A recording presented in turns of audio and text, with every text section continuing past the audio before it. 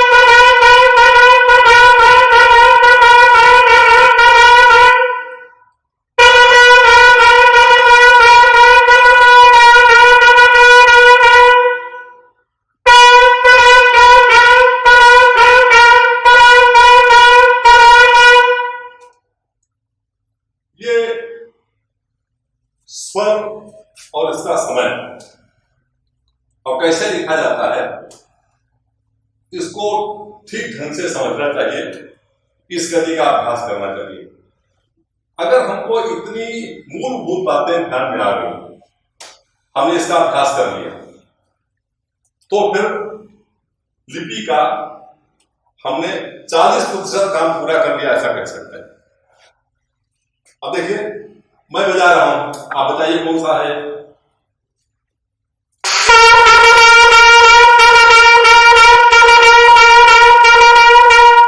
एक ही टुकड़े को बार बार बजा रहे हैं, इसमें कौन सा हो सकता है?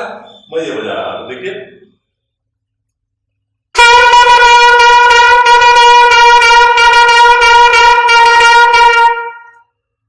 अभी देखिए मैं बजाता हूं, आप सोचिए कौन सा बज रहा है।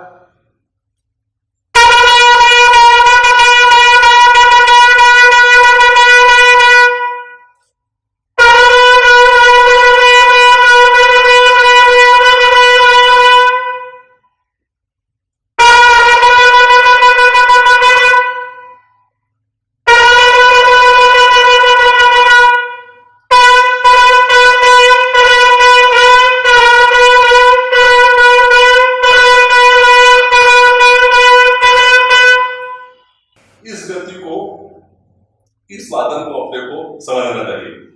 शंख वादक, आनक वादक, बंशी वादक, श्रृंगदल का कोई भी वादक हो, केरवा वादन करते समय और दादरा वादन करते समय भी इस बात को अगर समझ लेता है तो अपना बहुत काम बन जाता है।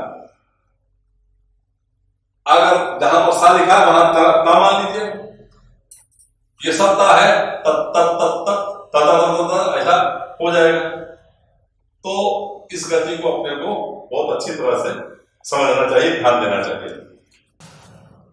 मान लीजिए ऐसा लिखा है,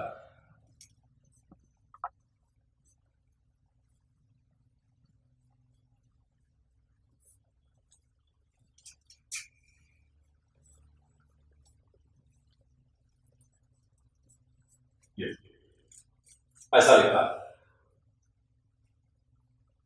तो इसको बजाते समय कैसे बजाएंगे? तो हमारा जो मूलभूत सिद्धांत है, जो प्रारंभ में हमने देखा है, यही है ना।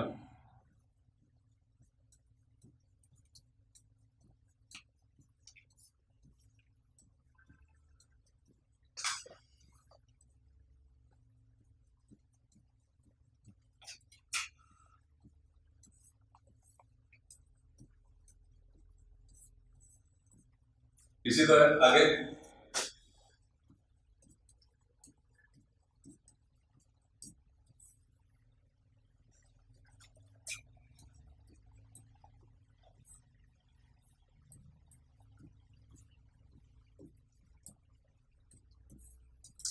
या हम अभ्यास कर चुके हैं।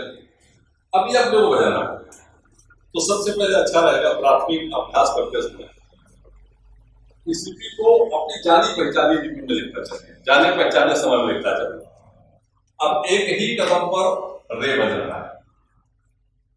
जानी पहचानी क्या गति है? 1 2 1 2, ये जानी पहचानी गति है, इसलिए रे को 2 कदम पर लिख दिया, एक कदम को 2 कदम हमने बना दिया। उसी तरह ये बजा दिया, उसी तरह तीसरा कदम भी बना दिया, उसी तरह चौथे कदम को। अब चौथे कदम का एक कदम है, इसका मतलब कि इसका जब 2 कदम बजाएंगे, इसका 2 कदम बनाएंगे, 1 2 1 2 1 2 1 2, इसको भी 2 कदम बनाते समय इस ध्यास को दूसरे कदम पर भी बजाना। अब अपनी जानी पहचानी गति में बजाना है तो हम इसको बजा सकते हैं। वाद्य उठाया और शुरू किया। अब हम देखिए वादक हैं हम लोग, बोलते समय गलती हो सकती है, बोलेंगे तो अपने से गलती हो सकती है, इसलिए बोलना नहीं, वाद्य से कहिए कि वो बोले, स्वर बजाइए। तो क्या हो गया?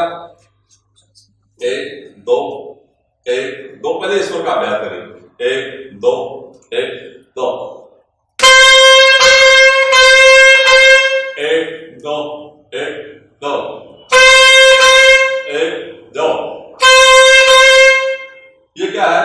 एक दो, दोनों मिलाएंगे, एक दो, एक दो।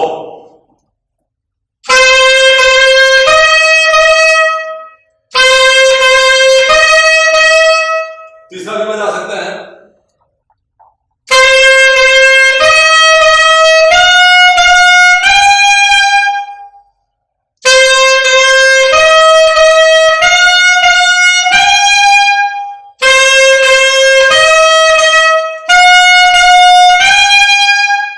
अब जब वाद्य बजता है तो अपने ऊंचाई अपने स्वर में आ जाती है। हम गायक होते तो फिर इसी स्वर को अभ्यास करने के लिए हम अपने गले से बजाते निकालते हैं, लेकिन हम वादक हैं, इसलिए ठीक समय को अपने वाद्य में बजाइए।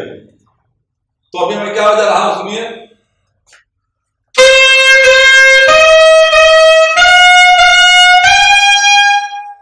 रे रे मा मा पा पा धा।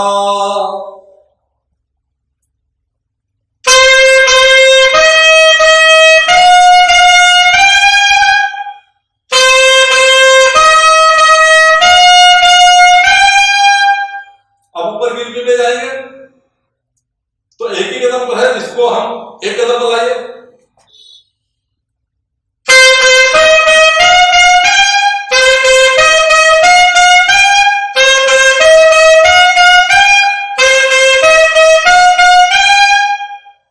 तो अभ्यास करने के लिए क्या किया? पहले जो लिखा है उसको अपनी जानी पहचानी गति में ले आना। जानी पहचानी गति में लाने से अपने को बजाने में सीखने में सुविधा हो जाती है। अभी मान लीजिए एक दूसरी पद्धति, दूसरी परिस्थिति,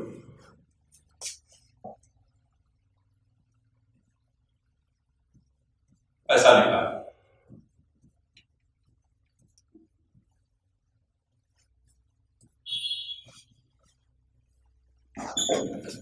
ये लिखा है। अब देखिए ऊपर कहीं लिखा है ऐसा, तो ध्यान में आएगा क्या लिखा है। ये क्या बजाया था? सा सा सा सा सा सा सा सा सा सा सा सा सा सा सा सा सा सा सा। ये भी वही है। अब ये ऊंचाई कितनी है इसकी? वाद्य बता देगा, वाद्य बता देगा क्या है लिखा। ठीक से बताइए।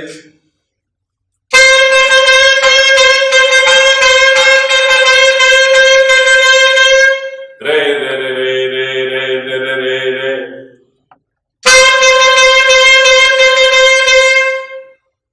मान लीजिए अपने पास एक है,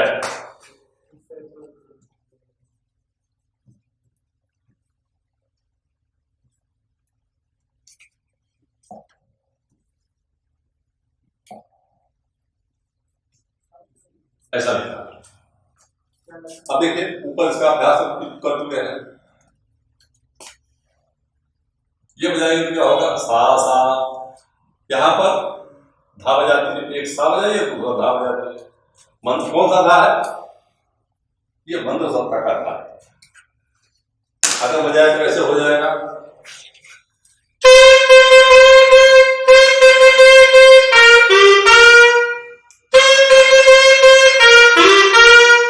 अगर धाना होता, सा होता तो क्या होता?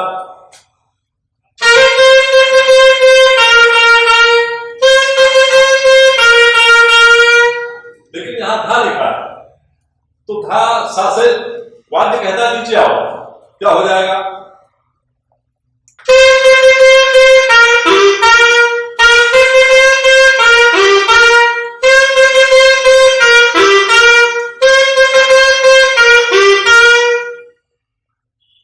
तो अपनी जानी पहचानी गति को और मूलभूत बातें हम बजाएंगे।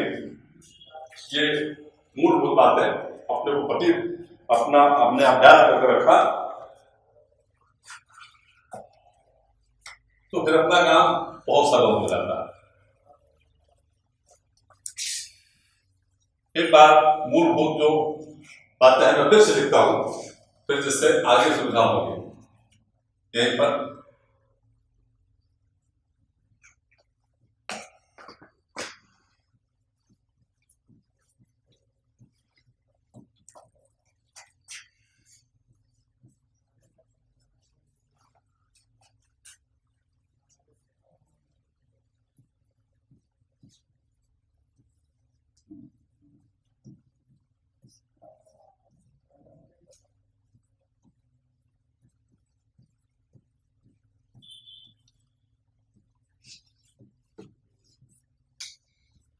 ऐसा लिखना है। तो क्या है पहला वाला भाग, ये कितना कोष्टक जोड़, पहला वाला भाग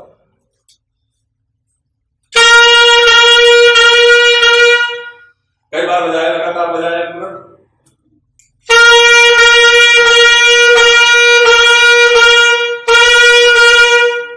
दूसरा वाला क्या लिखा है?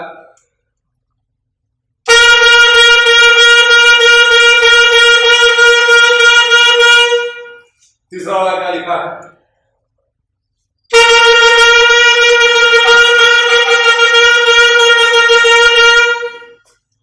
यहां क्या लिखा है?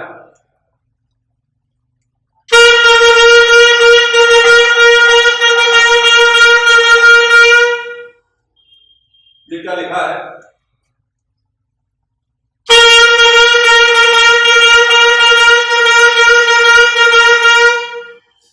आगे क्या लिखा है? ये भाग देखिए,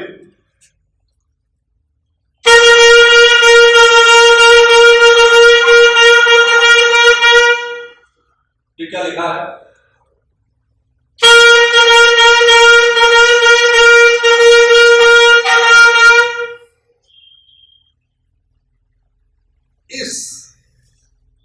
ये जो टुकड़ा है इसका बहुत समझना चाहिए, और समझ आता है तो फिर आगे हमको इसी के आधार पर हम अपनी रचनाओं को बजा सकते हैं। उसी तरह जैसे मान लीजिए लिखा है, मान लीजिए लिखा है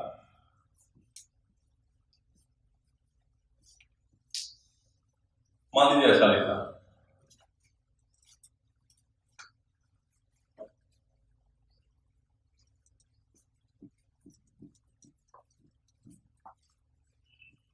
आप ध्यान रखिए लिपि कक्षा चल रही है, आप रचना की ओर मत जाइए। अब ये लिखा है एक कदम पर दो स्वर, तीसरा कदम, चौथा कदम, एक कदम पर दो स्वर और आगे गा। तो क्या हो जाएगा? 1 2 3 4 5 6, 1 2 3 4 5 6।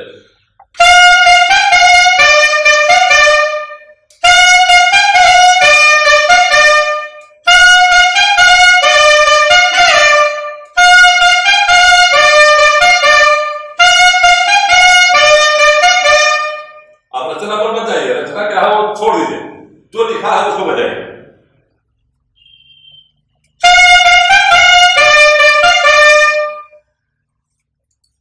कर लीजिए, आगे भी चले जाइए।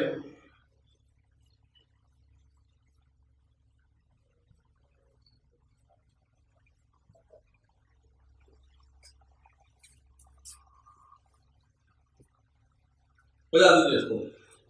क्या लिखा है?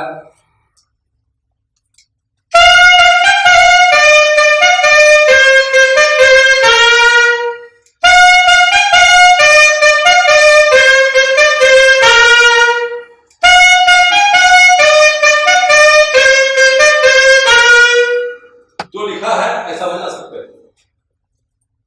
अब गाने के लिए गा सकते हैं पा प ध पा गा ग प गा रे रे ग रे सा, ऐसा गा सकते हैं, क्योंकि वाद्य ने बताया कि अपनी ऊंचाई नीचाई क्या है। और आप लोग जो सोच रहे हैं तो रचना पे ले जाइए, इसी रचना पे ले जाइए।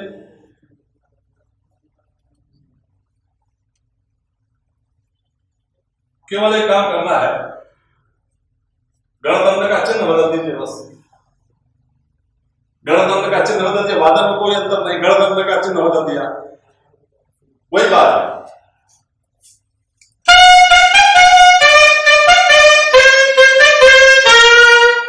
अब पढ़ो, यहां पढ़ो, हर चरण के गणतंत्र के बाद एक पढ़ो बजा दिए, 1 2 3 4, 1 2 3 1 2 3 1 2 3 1 2 3।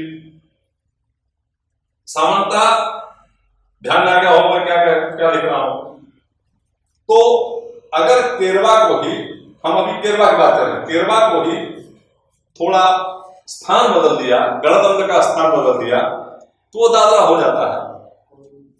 केरवा के ही स्वर बने, गणदंड का स्थान बदल दिया तो दादरा हो जाता है, और दो कदम पर गणदंड लगा दिया तो केरवा हो जाता है। बजाने में कुछ कोई अंतर नहीं, बजाने में सब वही बात है, बजेगा उसी तरह। तो केरवा अभी ये दादरा है, अभी ये दादरा है, ये दादरा है। अगर इस गणदंड के चिन्ह को बदल दिया, आपने स्थान बदल दिया, स्थान बदल दिया, दो कदम पर कर दिया तो क्या होगा? वादन में कोई अंतर नहीं आएगा, वादन वही होगा, लेकिन ये केरवा दादरा नहीं रह जाएगा, फिर दादरा नहीं रह जाएगा। क्या हो जाएगा? ये केरवा हो जाएगा, ये केरवा हो जाएगा, ऐसा हो जाएगा। वादन वही रहेगा, वादन में कोई अंतर नहीं। पणो वादक के बजाने के प्रकार में अंतर हो जाएगा, आनंद में भी कोई अंतर नहीं होगा। पणो वादक यहां पर दाहिना बजा रहा था, दो कदम खाली छोड़ रहा था, अब उसको हर कदम को बजाना है।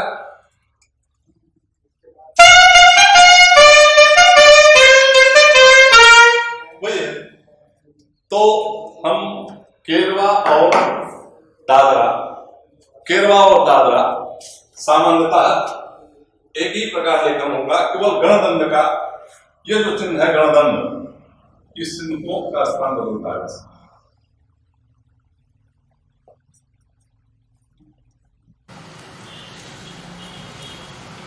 केरवा ताल में ये अपने पास भाग लिखा है।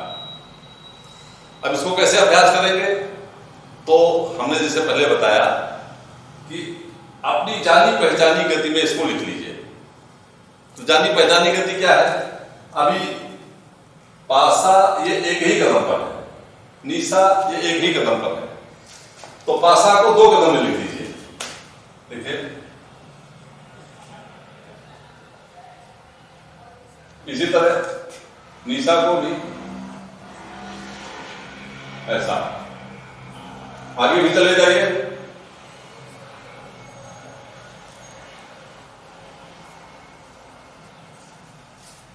जो पहले 4 कदम है इसको हमने 8 कदम पे लिखा, उसी तरह अगला जो 4 कदम है इसको भी 8 कदम पर हम लिखेंगे।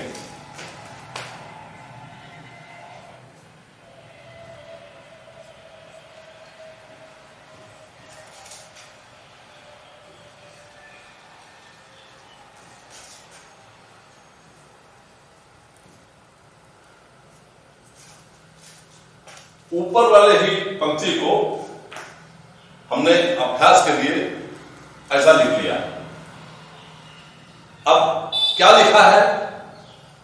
हम वादक के रूप में एकदम पहले गाने का प्रयत्न न करें, वादक के रूप में हम अपने वाद्य में इसको बजाने का प्रयत्न करें, समय का ध्यान रखें और बजाने का प्रयत्न करें। अभी देखिए, एक कदम पर पा, दूसरे में सा, नी, सा, 4 कदम है, 1 2 3 4 कदम। अब इसको बजाना है तो कैसे बजाएंगे?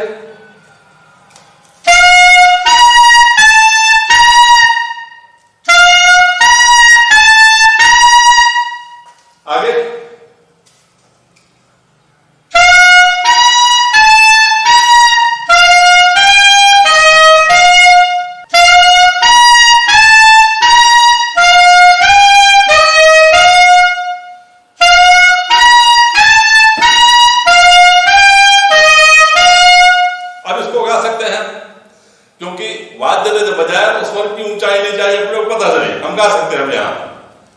एक बार फिर सुनिए।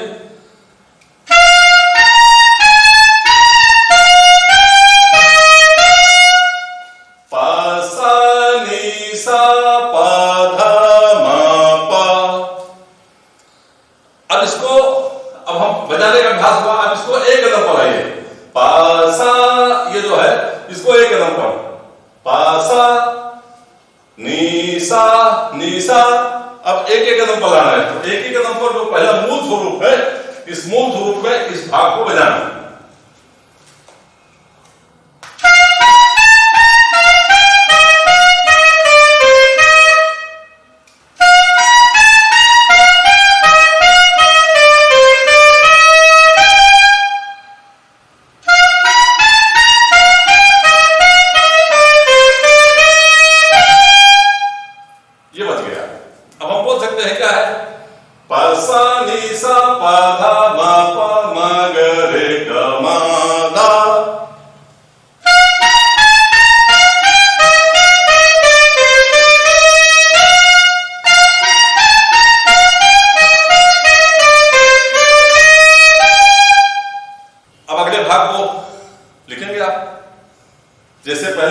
है। आप आइए जरा हमारे पास। नीचे का जो भाग है, ये वाली चौथी लाइन को एक एक कदम पर, जैसे ऊपर लिखा है वैसे एक एक कदम पर लिखने का प्रयत्न करिए। पहले क्या होगा कदम पर? पा, बहुत अच्छा। और दूसरे पर? बहुत अच्छा, माँ। आगे? गा, ठीक है। रे,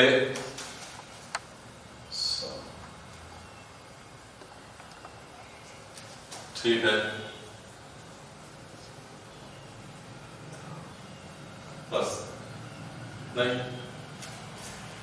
अब यहां ये क्या है देखिए, उधर जाइए। अब यहां धा देखिए, एक कदम पर है, एक कदम पर आधे पर धा है, आधे पर अवग्रह है, इसलिए इसका 2 कदम बनाया। एक पर धा कर दिया, दूसरे पर छोड़ दीजिए इसको, दूसरे पर इसको सीधे ऐसा छोड़ दीजिए। ये लिखा आपने। अब आधा भाग और लिख दीजिए, अगला आधा भाग ये वाला।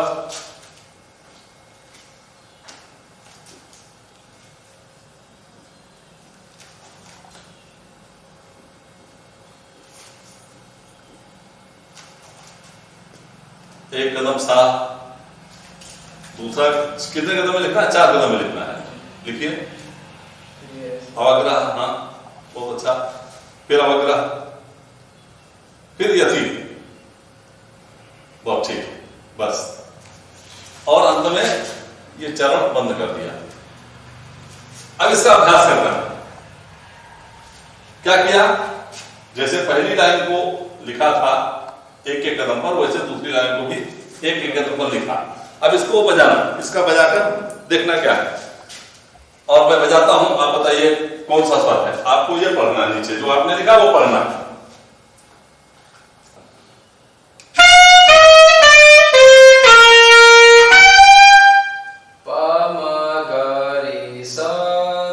फिर तो सुनिए।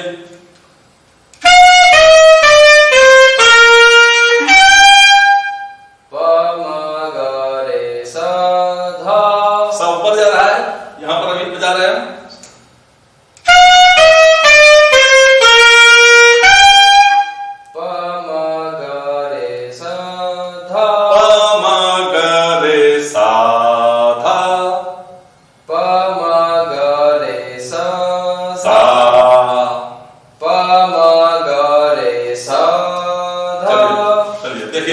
अब मैं बजाता हूं।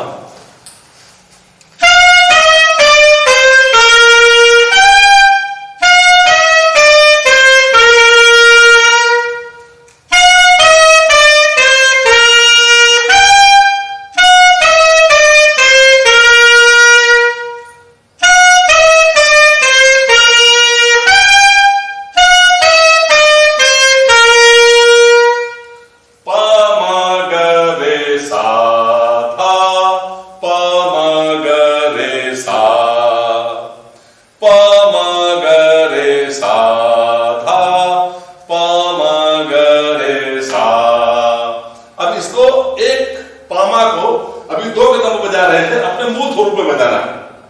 चौथी लाइन में क्या हो जाएगा?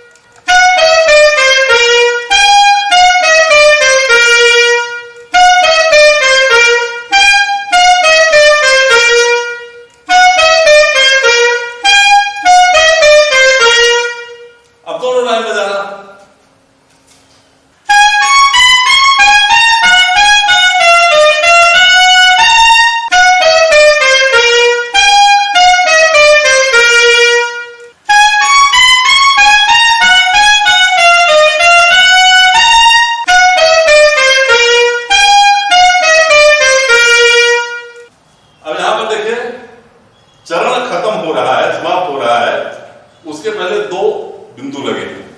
इसका मतलब कि इस चरण को 2 बार बजाना है।